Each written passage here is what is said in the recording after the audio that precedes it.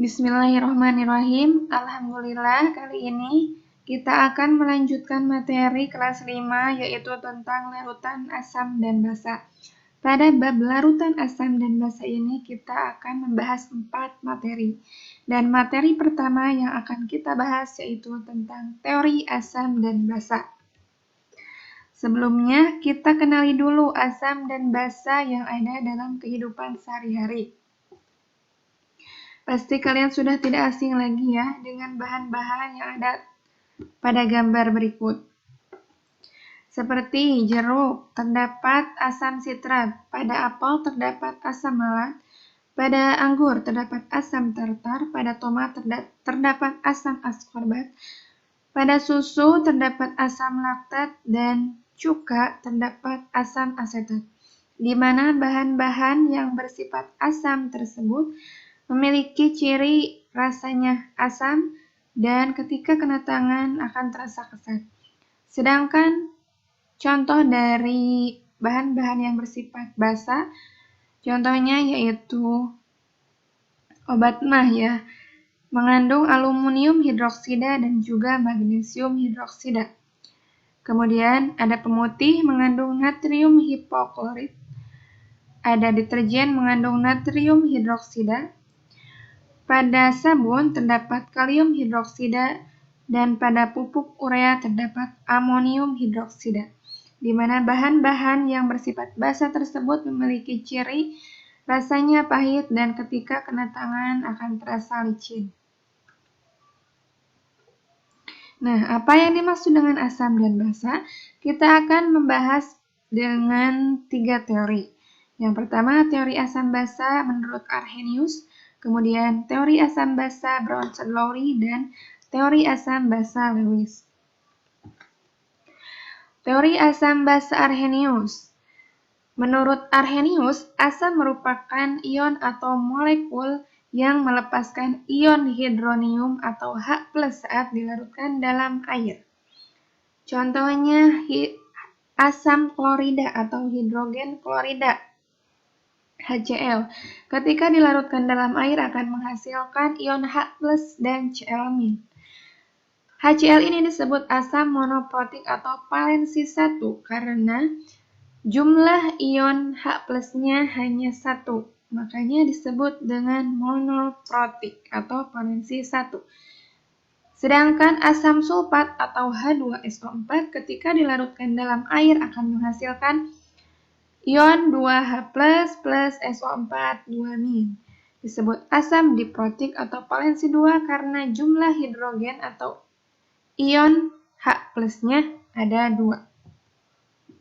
Sedangkan basa menurut Arrhenius merupakan ion atau molekul yang melepaskan ion hidroksida atau OH- saat dilarutkan dalam air. Contohnya natrium hidroksida atau NaOH.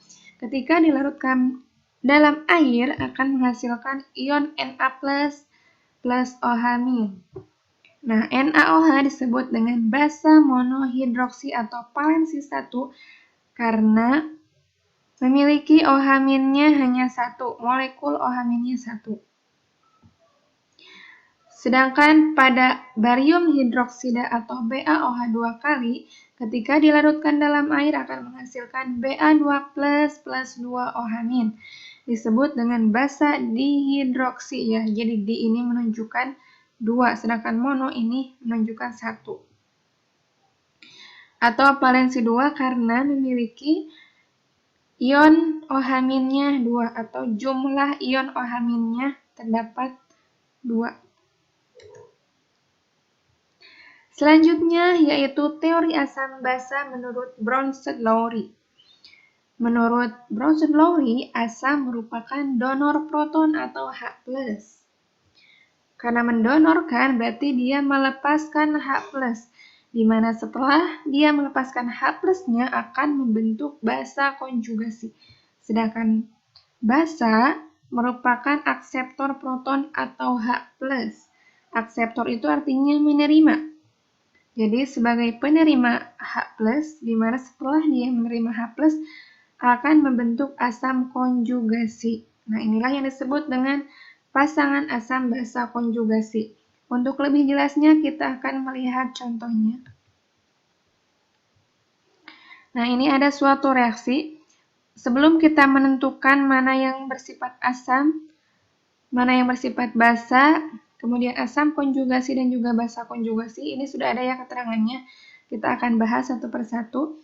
Nah, sebelumnya kita harus pasangkan terlebih dahulu. Jadi, yang ini ion atau molekul yang ada di sebelah kiri kita pasangkan dengan yang di sebelah kanan. Caranya yaitu dengan melihat perbedaan di hidrogennya. Jadi yang memiliki selisih hidrogen hanya satu saja, kita akan pasangkan. Misalnya, untuk HF, kita akan pasangkan dengan H3O+, atau dengan F-. Nah, di mana yang memiliki jumlah atau selisih hidrogennya hanya satu itu, berarti hanya HF dan F ya. Kalau dengan H3 berarti selisihnya ada 2. Nah, berarti bukan pasangannya. Berarti kita pasangkan HF ini dengan F-.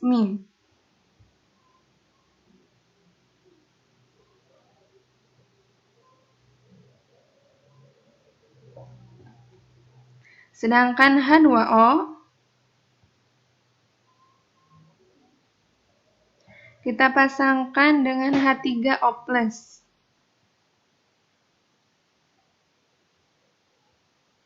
Nah, ini sudah dengan pasangannya. Coba kita lihat, ini HF dengan F-. Kita bisa menentukan, si F ini berarti dia kehilangan hidrogennya ya. Nah, berarti si HF ini mendonorkan hidrogennya sehingga dia membentuk F-.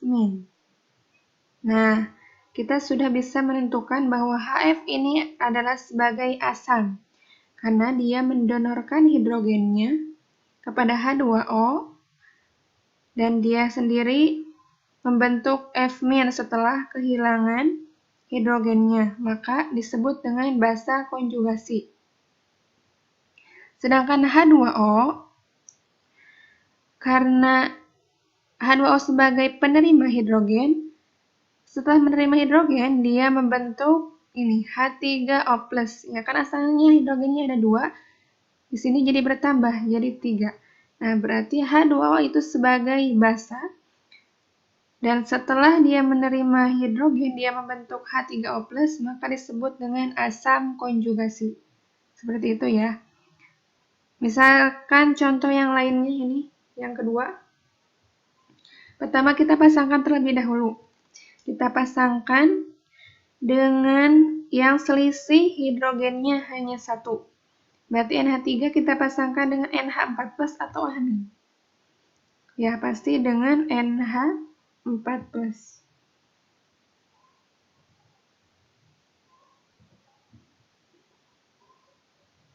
Sedangkan H2O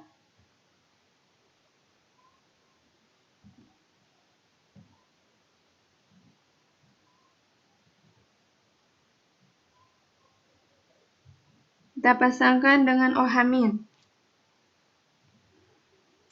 Nah, bisa terlihat NH3 menjadi NH4+. Berarti ininya bertambah ya, NH3 bertambah. Berarti NH3 ini akan menerima sebagai penerima hidrogen. Kalau sebagai penerima hidrogen berarti NH3 sebagai basa. Nah, berarti kalau ini sudah basa, ini sudah pasti kan si H2O ini yang mendonorkan hidrogen ke NH3. Maka H2O bertindak sebagai asam. Nah, NH3 setelah menerima hidrogen dari H2O, dia akan membentuk NH4+, jadi hidrogennya bertambah. Maka NH4+ disebut dengan asam konjugasi. Sedangkan untuk OH-, karena ini berasal dari H2O, kemudian satu hidrogennya diberikan kepada NH3, maka H2O kehilangan satu hidrogen menjadi OH-. Maka setelah H2O kehilangan hidrogen, membentuk OH-, maka ini disebut dengan basa konjugasi. Seperti itu ya. Oke, terakhir teori asam basa Lewis. Menurut Lewis, asam merupakan akseptor pasangan elektron bebas atau disingkat PEB, sedangkan basa merupakan donor pasangan elektron bebas atau PEB. Kita lihat pada contohnya. Di sini ada NH3 plus BF3 menghasilkan NH3BF3. Kita uraikan NH3-nya jadi N, ini mengikat 3 hidrogen. Dan ada PEB-nya ya, ini pasangan elektron bebas. Kemudian untuk BF3, ini mengikat F-nya, ada 3. Nah, ini untuk pembahasan kenapa ini ada PEB sedangkan ini tidak ada, sudah kita bahas di kelas 4 ya, pada bab geometri molekul. Nah, otomatis berarti yang memiliki PEB, ya ini PEB-nya, itu bertindak sebagai basa. Kenapa? Karena ini sudah disebutkan bahwa basa merupakan donor pasangan elektron bebas. Berarti kalau pendonor berarti dialah yang memiliki PEB tersebut. Makanya disebut dengan basa. Maka NH3 sebagai basa, sedangkan BF3-nya sebagai asam karena yang akan menerima PEB dari NH3.